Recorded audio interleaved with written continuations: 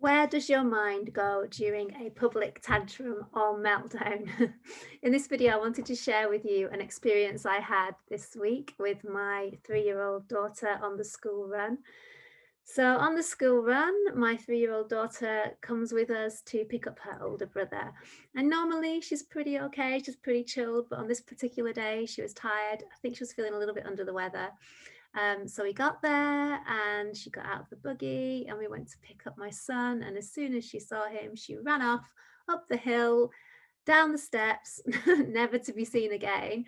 Thankfully, I quickly caught up with her, but because I couldn't trust that she wouldn't run off again and it was a busy road, I was trying to ask her to come back inside the buggy.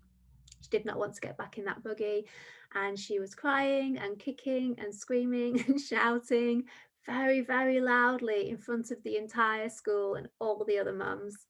So much so, that I was getting those sympathetic smiles from other mums.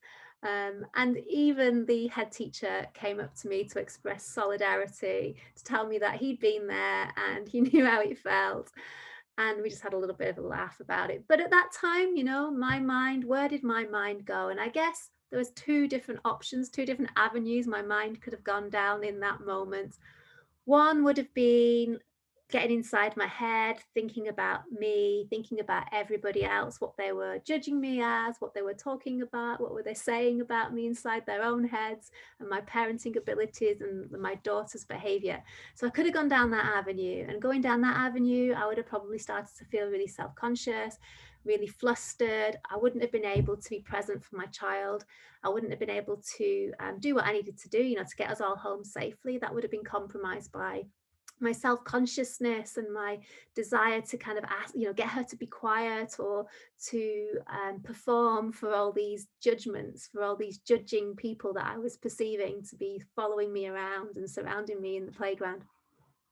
The alternative to that was to, rather than get inside my own head and focusing on my own body, is to get inside the head of my daughter in that moment, to try and tune in to how she might be feeling in this moment, what might be going on for her, how she is experiencing this school run, this trip out, this request to get back inside the buggy. So what I did was I attempted to do that, first of all, by bringing some calm to my own system. And I've spoken about grounding techniques and breathing techniques before that, that can work for different people. Different techniques work for different people. Whatever works for you, try that. For me, it was just focusing in on my feet, the sensation of my feet on the ground, taking a deep breath, and then thinking about, well, okay, how is my daughter experiencing this moment? What's going on for her? Really tuning in to how she might be feeling. And I could then recognize her tiredness. I could then recognize the fact that she was just wanting to have fun. She saw her brother after a whole day of being separated, and she wanted to run and she wanted him to chase her.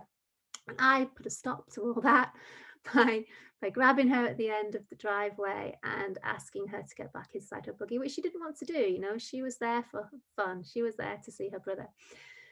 So, but just by tuning in and, just by changing my perspective, rather than focusing in on what everyone else was saying, what everyone else was thinking, focusing in instead on how she might be feeling, I could be really present to her. I could empathize with her. I could say those things like, I know you really don't want to get in your buggy. I know you want to run around the playground, really kind of validating her feelings. And then we could move on from how she was feeling. She could process, she felt heard, and she got into the buggy and we went home. So I just wanted to share that with you, and I just want to be really interested to know, what experiences you've had, what situations you have found yourself in with your small children, and how embarrassed and how embarrassing it is, and how it can really kind of catch you off guard, and it can really get you all het up and flustered, can't it? But my top tip is to focus in on your child. Take the attention away from what's going on around you.